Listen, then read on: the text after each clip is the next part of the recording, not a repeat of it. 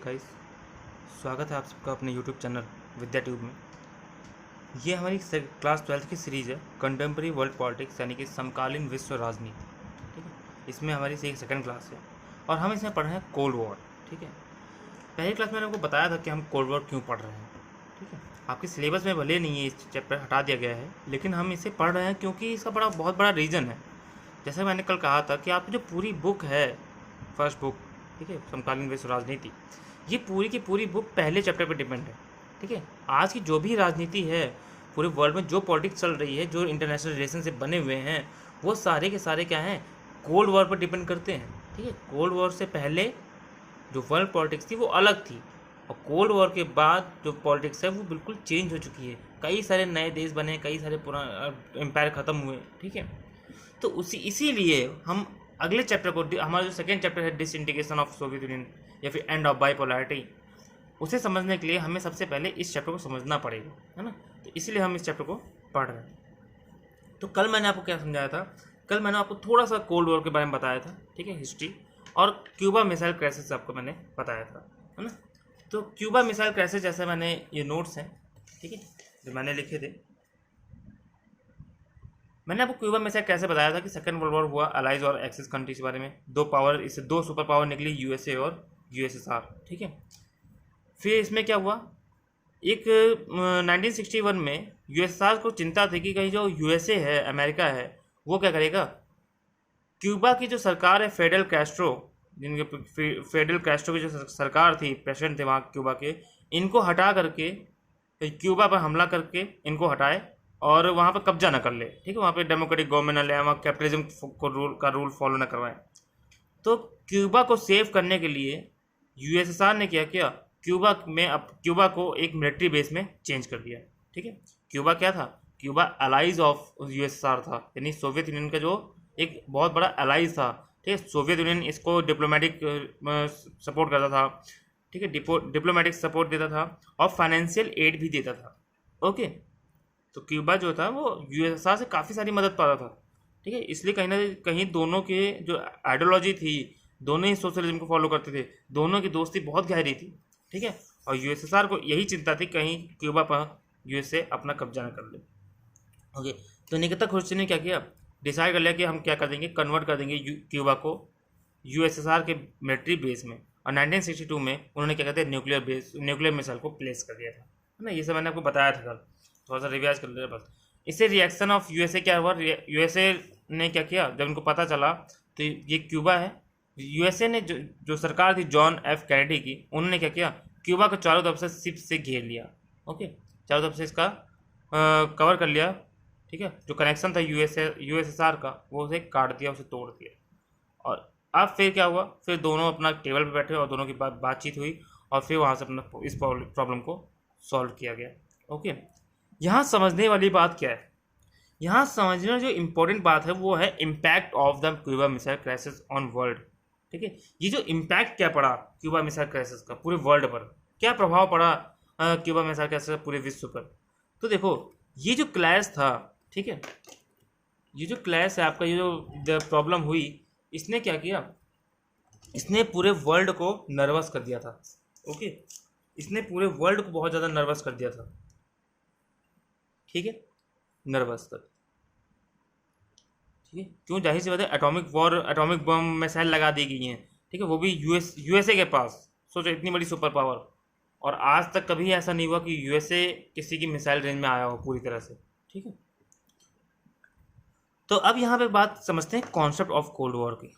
तो देखो, जो क्यूबा मिसाइल क्राइसिस है, ठीक है, ये जो क्यूबा मिसाइल क्राइसिस हुआ ना, ये इतना ज़्यादा नर्वस कर दिया बाकी देशों को, बाकी पूरे विश्व को, कि ऐसा लग रहा था उस समय कि अब युद्ध हो जाएगा, अब थर्ड वॉर, जो वर्ल्ड वॉर है, तीसरा विश्व युद्ध, कोई रोक ही नहीं सकता।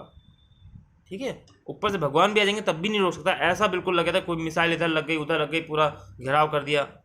ठीक है, कोई वो नहीं था, मतलब चांसेस थे ही नहीं कि रुक जाए वो, लेकिन फिर भी खैर बच गए। ठीक है, फॉर्चुनेटली वॉर नहीं हुई।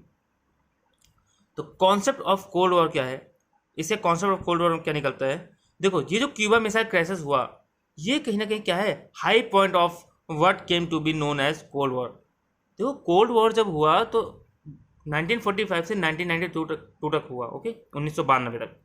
इतने समय में बहुत सारी घटनाएं घटी, अलग अलग जगह पे ये लोग लड़े, ठीक है, वियतनाम में लड़े, कोरिया में लड़े, ठीक है, बहुत ज़्यादा अलग अलग जगह पे लड़ाई करी गई। लेकिन अब उसमें क्या है, देखो कोई भी वॉर होता है ना तो कुछ ना कुछ उसमें पॉइंट होते हैं, एक एक पॉइंट की आज उनकी पलड़ा भारी हो गया, आज उनका वो हो गया, कोई में बेसिक डेट्स होती हैं, ठीक है, बेसिक सिचुएशन होती है जहाँ पे क्या होते हैं जो नोट करने योग्य होती है, ठीक है, इंपॉर्टेंट होती हैं। तो अगर क्यूबा मिसाइल क्राइसिस देखें तो पूरा का पूरा जितना कोल्ड वॉर हुआ है उस कोल्ड वॉर में सबसे हाई पॉइंट पे है, ठीक है, सबसे हाई पॉइंट पे। जब क्यूबा मिसाइल क्राइसिस हुआ तो बिल्कुल ऐसा लग ही नहीं रहा कि अब युद्ध नहीं होगा, ठीक है, सब लोग सोच रहे हैं अब युद्ध हो जाएगा, अब ये दुनिया खत्म है, ठीक है, क्योंकि एटॉमिक मिसाइल बन चुके थे। एटॉमिक मिसाइल 1948 में वो 45 में यूज़ भी किया जा चुका था, ठीक है, सबको पता था कि कितना डिस्ट्रॉय करता है, कितना खात्म कहते हैं जान माल की हानि होती है इसमें, okay.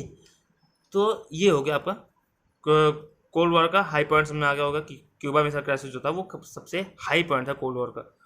Cold war refer to the competition, tension and the serious confrontation between USSR, ठीक है। तो इस तरह से अगर कोल्ड वॉर को देखें तो कोल्ड वॉर क्या है, यूएस और यूएसएसआर के बीच में जो टेंशन था, ठीक है, जो सीरियस कन्फ्रंटेशन था, जो कंपटीशन था आर्मी को लेकर, पावर को लेकर के, ठीक है, इकोनॉमी को लेकर के, इसी सिचुएशन को कहा गया है कोल्ड वॉर, ठीक है। आई बात समझ में? तो ये हमने कल आपको पढ़ाया था, ठीक है, हम लोग कर चुके हैं ये चीज़ें।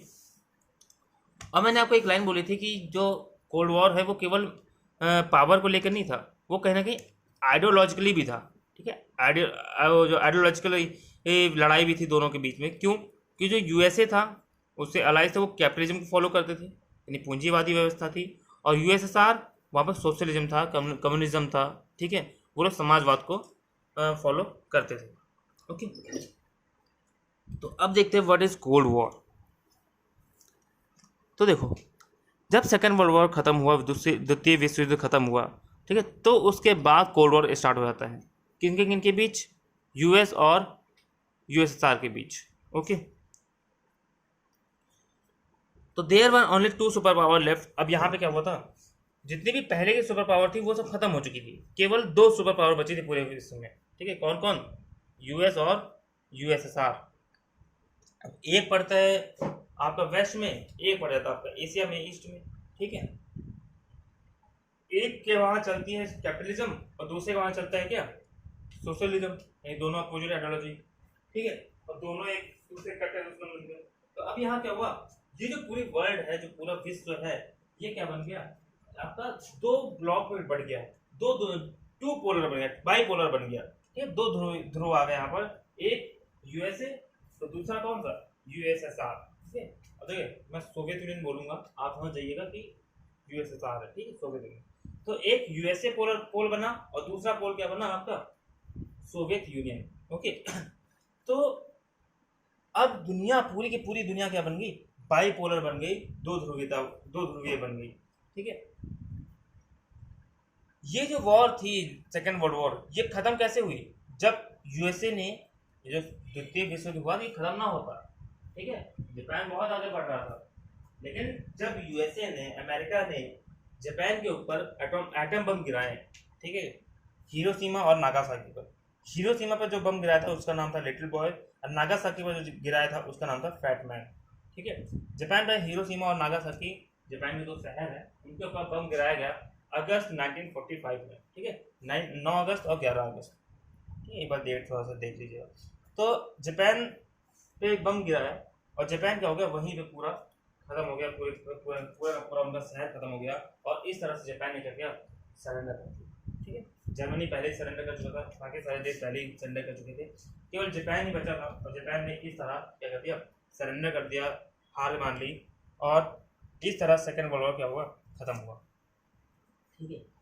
अब समझने वाली बात क्या है, यहाँ जो आर्गुमेंट निकल के आए, जो बहस निकल के आई, वो किस टॉपिक पे निकल के आई, इस एटम बम के ऊपर, ठीक है, जो एटम बम गिराया था, इस एटॉमिक बम के ऊपर बहस हुई, ठीक है।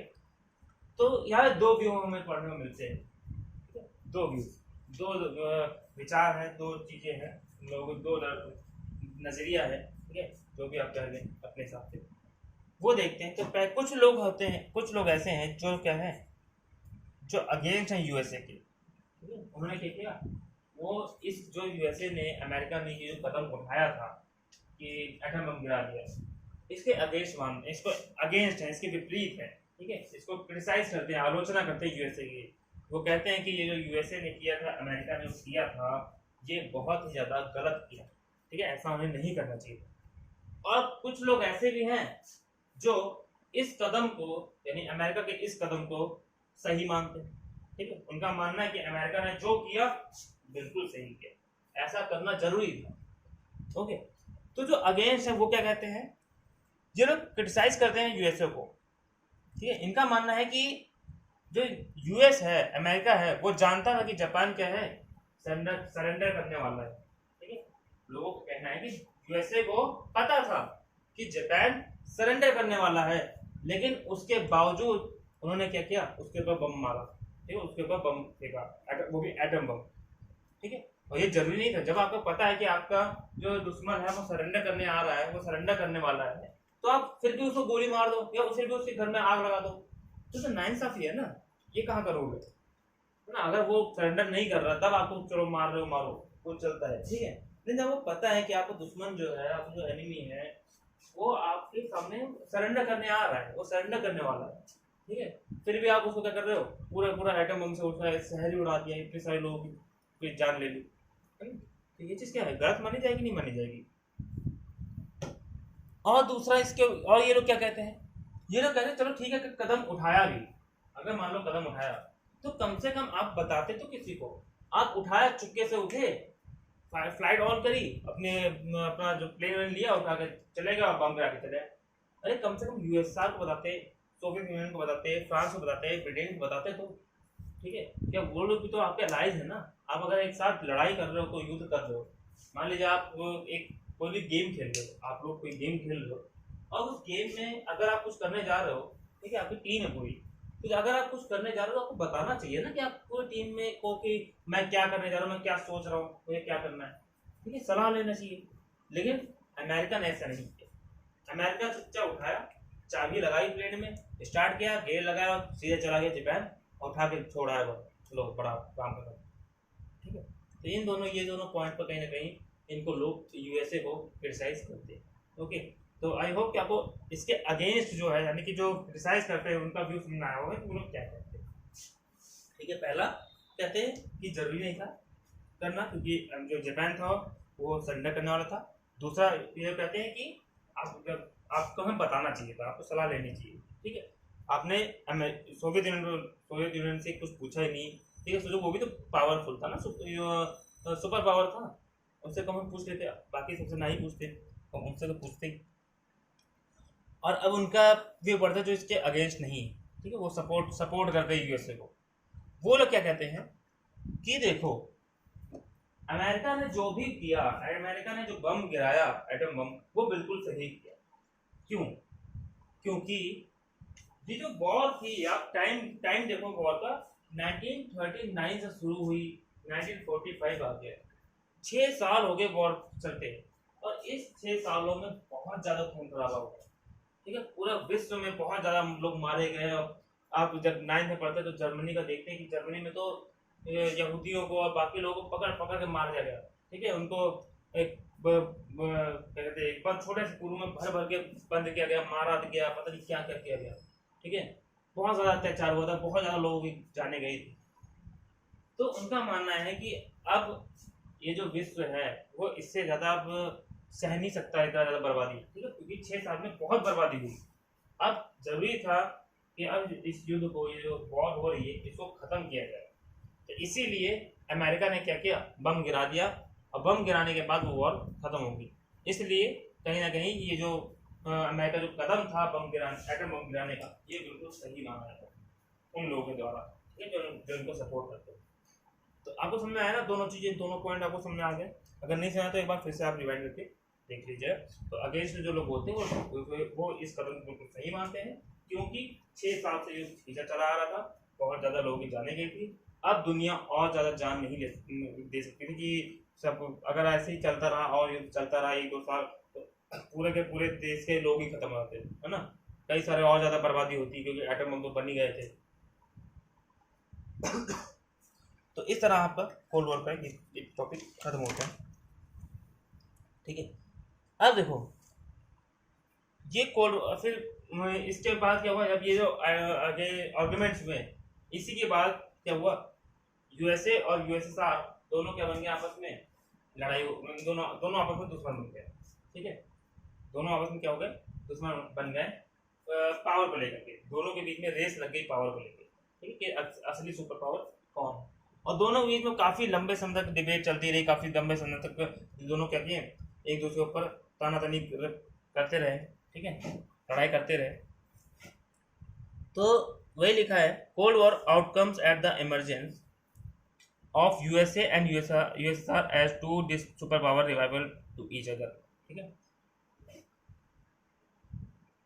अब यहाँ पे एक पॉइंट समझने वाला, ये भय वाला, ठीक है। भय क्या था, ये जो दोनों देश थे अमेरिका और यूएसएसआर, देखो मैं ज़्यादा डिटेल में नहीं घुस रहा हूँ, ठीक है, एक पॉइंट आपको समझा नहीं रहा, बस ऊपर ऊपर हल्का हल्का बता दे रहा हूँ, ठीक है, क्योंकि सिलेबस में आपके है नहीं चैप्टर ये। तो डिटरेंस यानी भय क्या था। अब देखो दोनों के बीच कोल्ड वॉर हुआ, दोनों एक दूसरे के सामने गन लेके खड़े हैं, ठीक है, गन टू गन लेके खड़े हैं एक दूसरे के ऊपर, लेकिन गन चला नहीं रहे, लड़ाई कर नहीं रहे। क्यों नहीं कर रहे, क्योंकि इन्हें के अंदर कहीं ना कहीं डर था, इनके अंदर एक एक कहीं ना कहीं कुछ डर था, ठीक है, डिटरेंस था।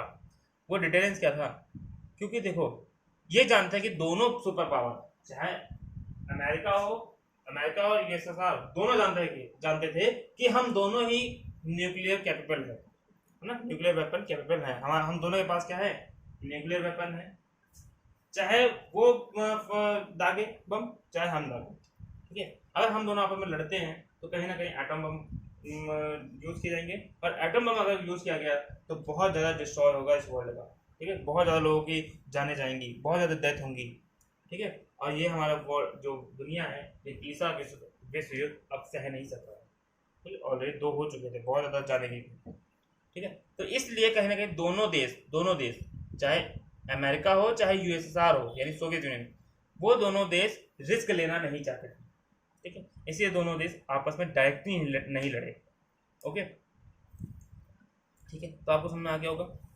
अब यहाँ पे हम सब समझते हैं द इमरजेंस ऑफ 2 ब्लॉक, ठीक है, 2 ब्लॉक का इमरजेंस कैसे हो गया।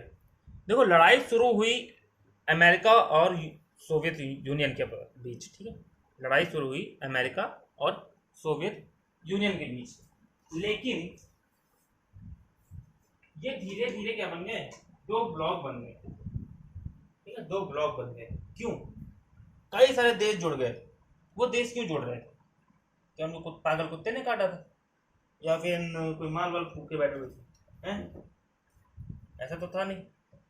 तो क्यों जुड़ गए थे वो लोग, तो वही देखते हैं हमें कि ये जो लड़ाई शुरू हुई केवल 2 देशों के बीच, और धीरे धीरे वो क्या बन गया, 2 ब्लॉक बन गए, पूरे पूरे 2 ध्रुव बन गए, 2 पोल बन गए, 2 दुनिया बन गई।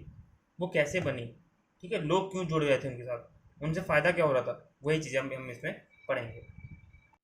तो smaller state in alliances link to super power for their own purpose. ये छोटे छोटे जो देश थे ये इन सुपर पावर के साथ जुड़ रहे थे।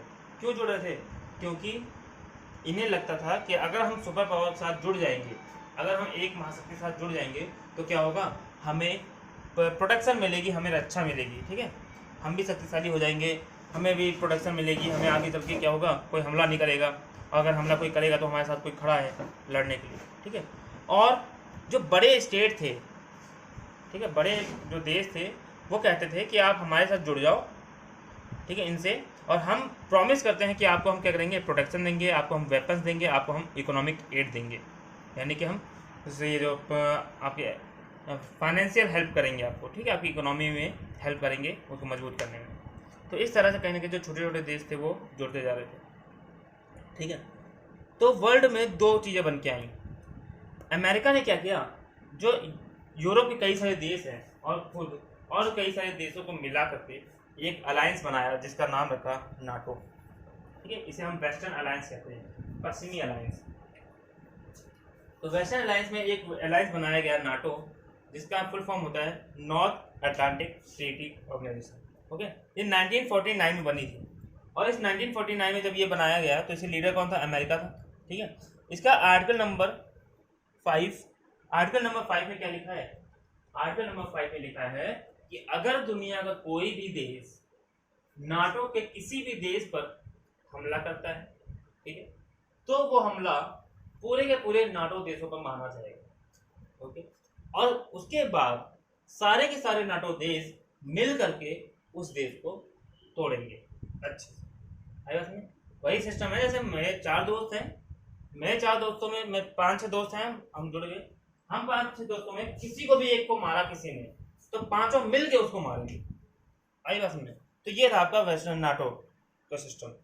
अब इसको टैकल करने के लिए इसके अपोजिट रसिया ने यानी कि सोवियत यूनियन ने एक नया अपना अलायंस बनाया, ईस्टर्न अलायंस, जिसे हम कहते हैं वार्सा पैक्ट।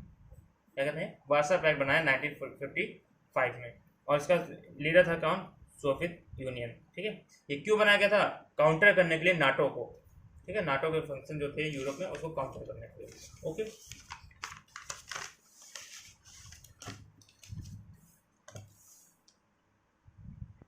तो उसके बाद अगर हम देखें तो इस तरह ये क्या हुआ, अलायंसेस बढ़ते गए। ठीक है, लोग जुड़ते गए, और धीरे धीरे पूरी दुनिया है वो 2 ब्लॉक में बंटती चली गई, 2 ब्लॉक बन गए पूरी वर्ल्ड में। ओके, बहुत ज़्यादा अलायंस बढ़े थे, अलायंस बिल्डिंग प्रोसेस बहुत तेज़ी से बढ़ा। सोवियत यूनियन ने क्या किया? ईस्टर्न यूरोप को इंटीग्रेट किया। यूएसए ने क्या किया? सीटो और सेंटो बनाया। ठीक है, सीटो मतलब South East Asian Treaty Organization, central मतलब सेंट्रल ट्रीटी ऑर्गेनाइजेशन। ठीक है, और सोवियत यूनियन ने क्या किया?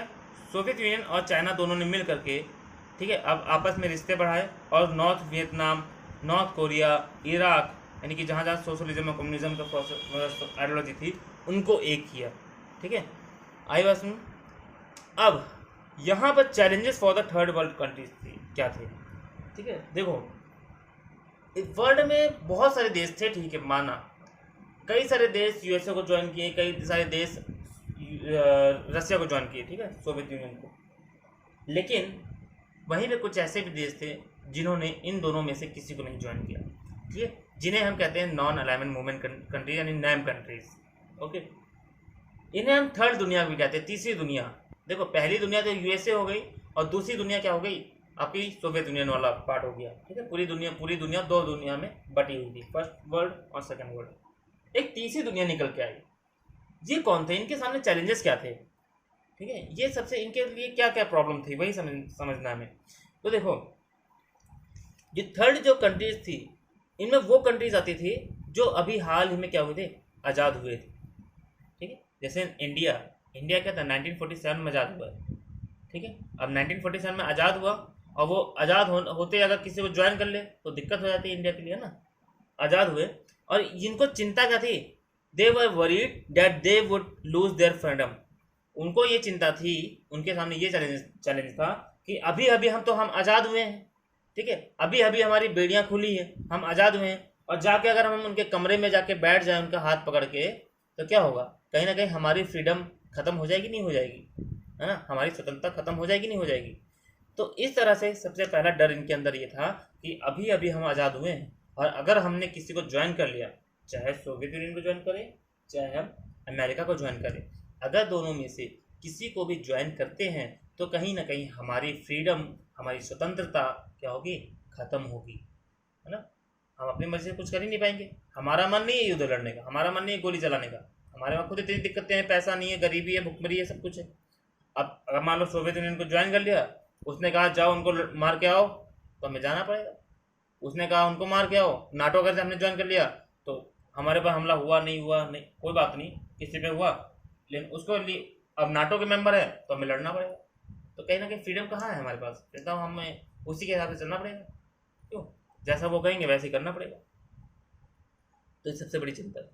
ठीक है, तो यही सबसे बड़ी चिंता है, यही मेन पॉइंट है, बाकी आगे मैं आपको नहीं बता रहा। ठीक है,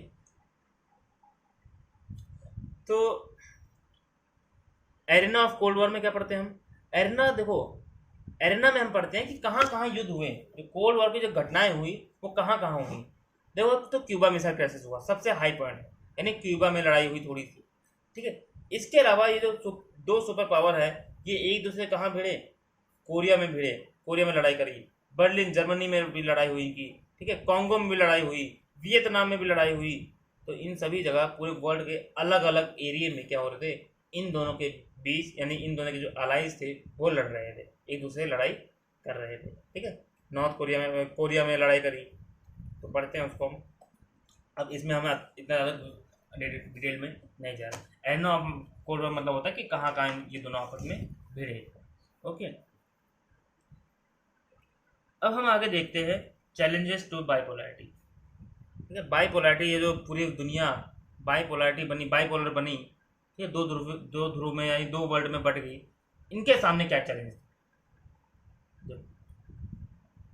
कोल्ड वॉर अगर देखें तो पूरी दुनिया दो भागों में बटी हुई थी, एक यूएसए का अलाइज, दूसरा सोवियत यूनियन का अलाइज। लेकिन इन दोनों को सबसे बड़ा चैलेंज दे रहे थे कौन? कुछ कंट्रीज जिन्हें हम कहते हैं non alignment countries. Okay, non alignment often offered the newly decolonised countries of Asia, Africa, Latin America and third option not to join other allies. ठीक है, नॉन अलाइनमेंट जो मूवमेंट था, इसने क्या किया, जो डीकॉलोनाइज कंट्रीज थे, जो अभी हाल ही में नए नए डीकॉलोनाइज हुए थे, वहाँ से उनको आज़ादी मिली थी गुलामी से, ठीक है, चाहे वो अफ्रीका के देश हों, चाहे एशिया के देश हो, चाहे लैटिन अमेरिका के देश हों, इनको कहीं ना कहीं एक तीसरा ऑप्शन दे रहा था। कौन? Non alignment movement. क्या ऑप्शन था? कि आप दोनों में से किसी को ज्वाइन मत करो, आप स्वतंत्र अलग रहो। देखो, ये देश आज़ाद हुए, अफ्रीका, एशिया और लैटिन अमेरिका, कई सारे देश आज़ाद हुए, ठीक है, जैसे इंडिया आज़ाद हुआ था, पाकिस्तान बना, ठीक है, और भी बहुत सारे देश क्या हुए, आज़ाद हुए, स्वतंत्रता मिली। तो अब इनके सामने चैलेंज क्या था, हम यहाँ जाएं या यहाँ जाएं। यहाँ जाते हैं तब भी दिक्कत, हमारी स्वतंत्रता चली जाएगी, अभी हम स्वतंत्र हुए जल्दी।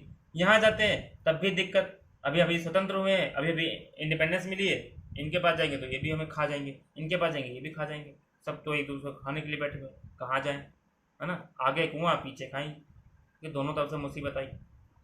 ओके, तो एक मूवमेंट चलाया गया, नॉन अलाइनमेंट मूवमेंट, और उस मूवमेंट ने कहा इन लोगों से कि भैया देखो, आप मत जाओ दोनों में, ना इधर जाओ ना इधर जाओ, कहीं जाने की जरूरत नहीं है, आप क्या रहो, आपको मैं तीसरा ऑप्शन दे रहा हूँ, किसी को ज्वाइन ही मत करो। बात बताओ, क्यों ज्वाइन करना? ज्वाइन ही मत करो, आप स्वतंत्र हैं, ठीक है, आप इंडिपेंडेंट कंट्रीज हैं, ठीक है, आपके पास सॉवरेनिटी है, आप अपने डिसीजन खुद ले सकते हैं। ओके, आपको किसी को ज्वाइन करने की जरूरत नहीं है, आप ज्वाइन मत करो, आप स्वतंत्र रहो, और क्या कर लो, नॉन अलाइनमेंट मूवमेंट को, 9 कंट्रीज को ज्वाइन कर लो, नॉन अलाइनमेंट मूवमेंट। ओके, यानी हिंदी में इसको देख लीजिएगा क्या कहते हैं इसको, ठीक है।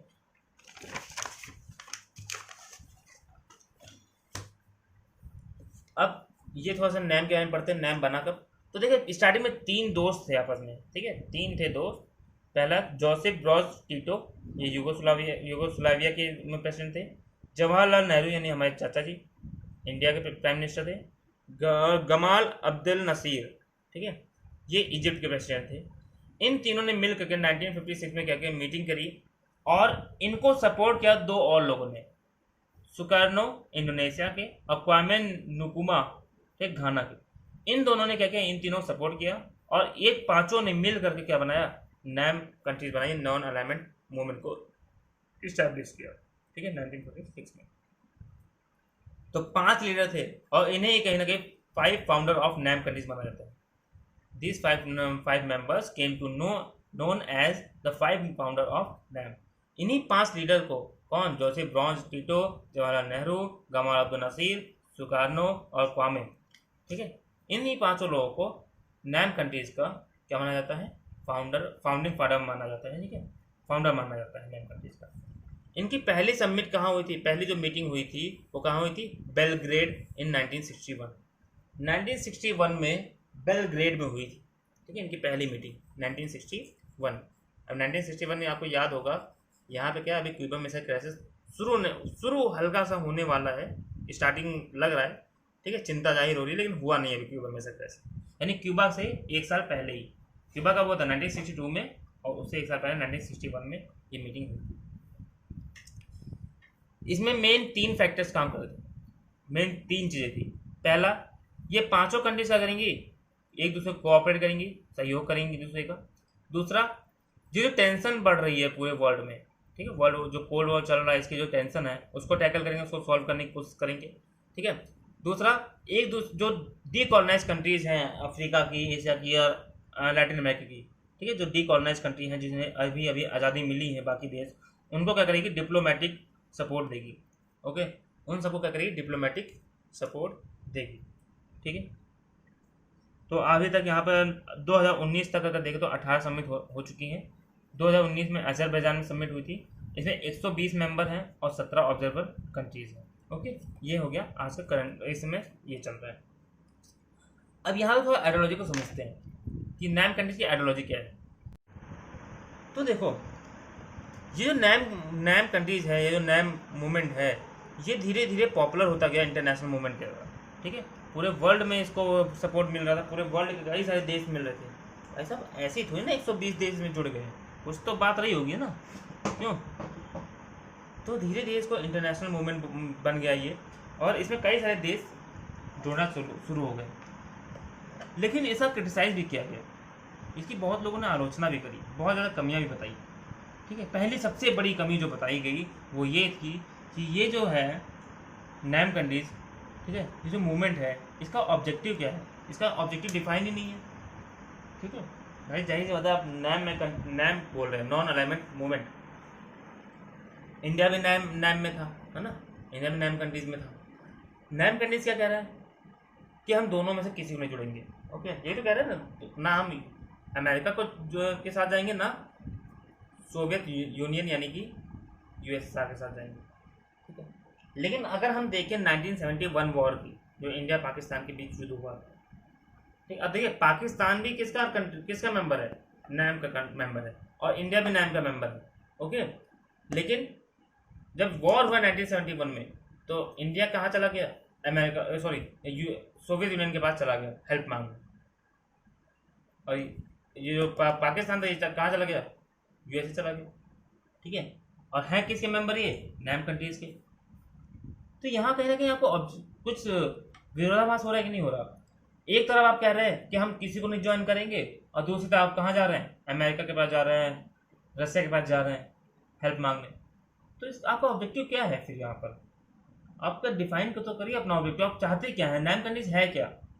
तो इस बात पर क्या काफ़ी ज़्यादा क्रिटिसाइज किया गया, और यहाँ तक कि आज भी इसको क्रिटिसाइज किया जा रहा है कि आज भी लोग क्या करते हैं, क्रिटिसाइज करते हैं इसी पॉइंट पर कि जो इंडिया है वो कहता है कि हम नैम कंट्रीज हैं, नॉन अलाइनमेंट मूवमेंट हैं, लेकिन फिर भी हम रशिया के साथ जुड़ते रहते हैं, फिर भी हम अब यूएसए के साथ जुड़ जाते हैं, ठीक है, अलायंस बना लेते हैं। तो इस बहुत ज़्यादा क्रिटिसाइज किया जाता है। तो हमें यहाँ पर समझने की बात है कि नैम मतलब है क्या, नॉन अलाइनमेंट का मतलब क्या है, ये जो पॉलिसी है इसका ऑब्जेक्टिव क्या है। तो देखिए, the policy of stay away, ये जो नैम कंट्रीज का जो ऑब्जेक्टिव है, ये नॉन अलाइनमेंट मूवमेंट का जो ऑब्जेक्टिव है, इसका मेन ऑब्जेक्टिव क्या था, स्टे अवे, दूर रहना। ओके, मैं दूर हूँ, लड़ाई हो रही है, मैं दूर हूँ, मुझे कोई लेना देना नहीं है लड़ाई से, ठीक है, मैं बीच में नहीं आ रहा। अब ये थोड़ी ना कि मैं उसमें घुस जाऊँ, मारने लगूँ दूसरे को, या उसकी तरफ से मारने लगूँ उसको। मैं दूर हूँ, स्टे अवे हूँ मैं। लेकिन स्टे अवे रहने का मतलब ये नहीं है कि आप मैं आइसोलेट हूँ या मैं न्यूट्रल हूँ, ठीक है।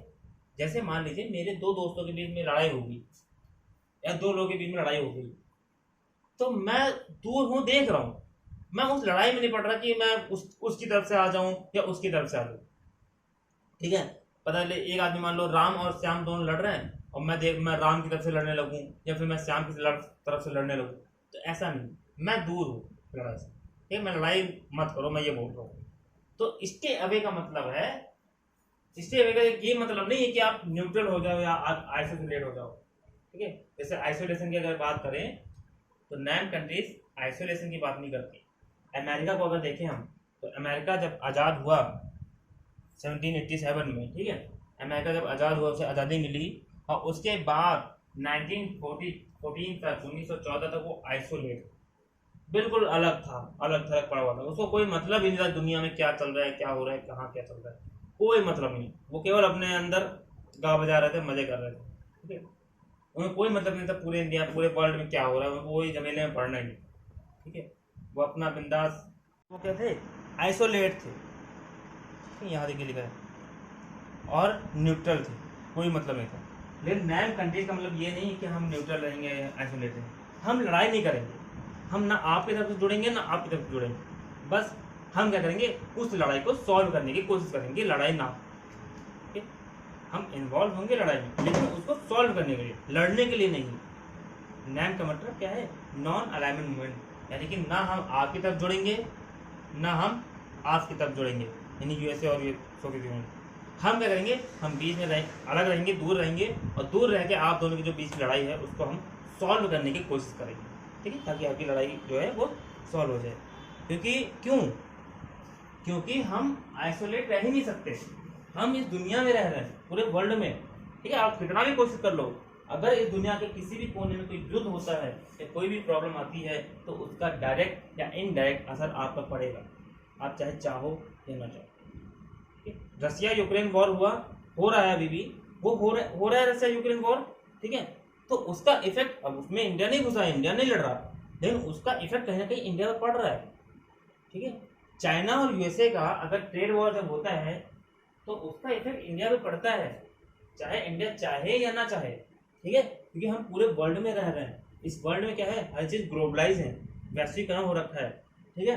हर चीज़ें आपस में जुड़े हुए हैं, और इस पूरे दुनिया में कहीं भी किसी भी देश में कोई घटना घटती है तो उसका असर सीधे यानी डायरेक्ट या फिर इनडायरेक्ट रूप से पूरे वर्ल्ड में पड़ता है, ओके।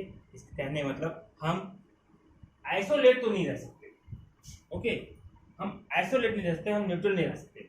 हाँ, हम वॉर में इन्वॉल्व नहीं होंगे, हम वॉर को दूर रह के सॉल्व करेंगे, और इसी पॉलिसी को कहते हैं हम नैम कंट्रीज।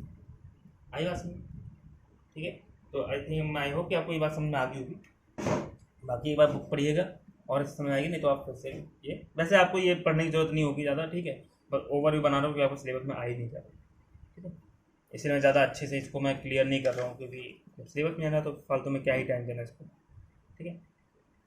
उसका थोड़ा सा इंडिया की पॉलिसी लिखी हुई है, तो इंडिया को लोग क्या कहते हैं, इंडिया ढाई से ज़्यादा, मैंने बताया कि जवाहरलाल नेहरू क्या थे, one of the founder member of NAM countries में से थी, इन्होंने शुरू किया था। और इसके अलावा एक लेवल पे क्या कहते हैं, इंडिया क्या करता है, रिस्पॉन्ड करता है ongoing to cold war को दो फोल्ड में।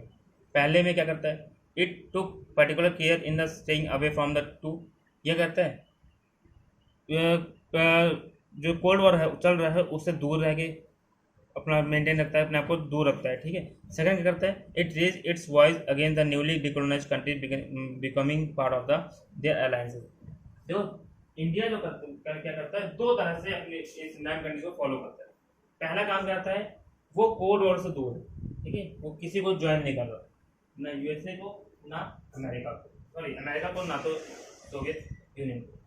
दूसरा स्टेप क्या कर रहा है, दूसरा पॉइंट क्या कर रहा है, वो जो नई नई कंट्री जो आज़ाद हो रहे हैं या आज़ाद हुए हैं, डिकोलोनाइजेशन हुआ है जिनका, ठीक है, उनको क्या कर रहा है, उनको प्रमोट कर रहा है ताकि वो भी आके क्या करें, नैम कंट्री को ज्वाइन करें, ठीक है।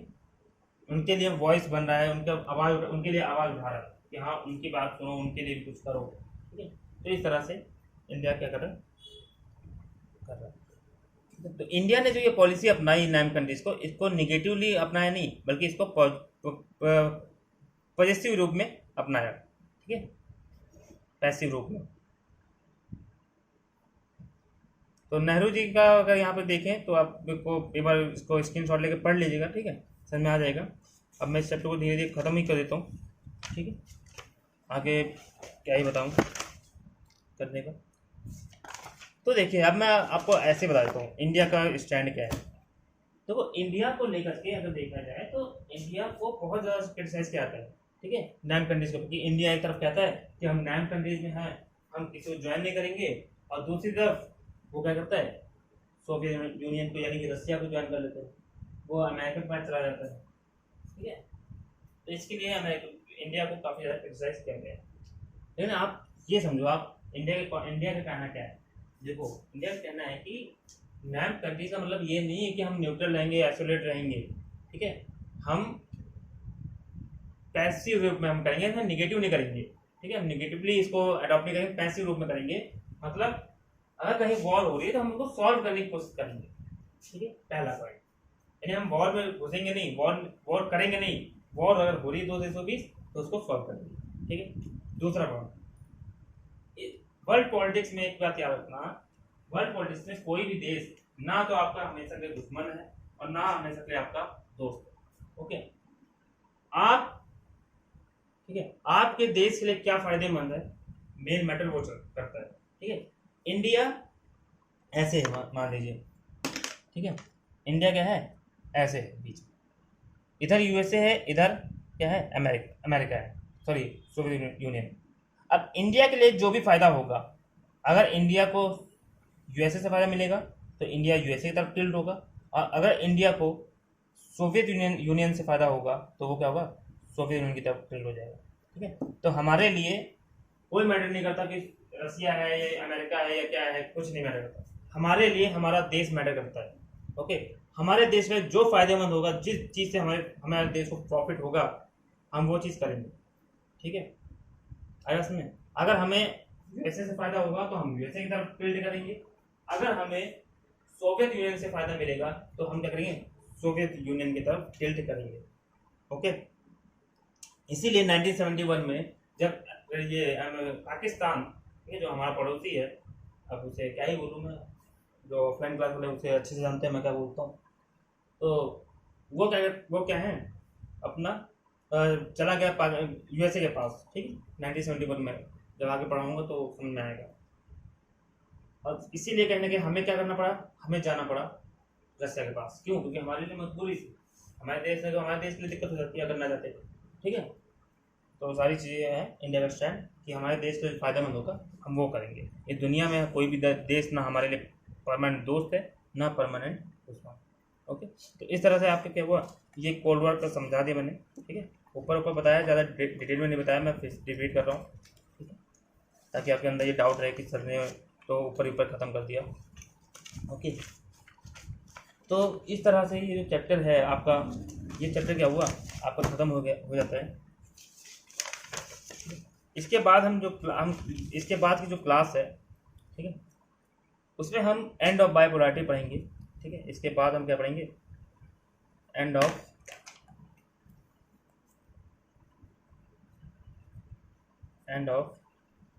बाइपोलैरिटी, ठीक है, ये दो ध्रुवीयता का अंत। इसमें हम क्या क्या पढ़ेंगे, डिसइंटीग्रेशन ऑफ सोवियत यूनियन पढ़ेंगे, ठीक है, मिखाइल गॉर्बाचेव के बारे में पढ़ेंगे, शॉक थेरेपी के बारे में पढ़ेंगे, ठीक है, कॉन्सिक्वेंसेस ऑफ शॉक थेरेपी के बारे में पढ़ेंगे, और इंडिया का कुछ चीज़ें पढ़ेंगे कि इंडिया की क्या क्या चीज़ें हैं, ठीक है। तो ठीक है, फिर वीडियो देखते रहिए, ठीक है, पूरी वीडियो देखिए बिना स्किप किए। अगर नहीं समझ में आता तो आप फिर से एक बार देख लीजिएगा, और एक बार बुक से चैप्टर रीड करिएगा अगर नहीं समझ में आता तो, ठीक है। चैनल वीडियो लाइक करिए, कमेंट करिए, शेयर करिए, ठीक है, और चैनल को सब्सक्राइब करके बेल आइकन को प्रेस करिए, ताकि हमारी जो नोटिफिकेशन है वो आप तक पहुँचती रहे। तब तक के लिए गुड बाय, सी यू।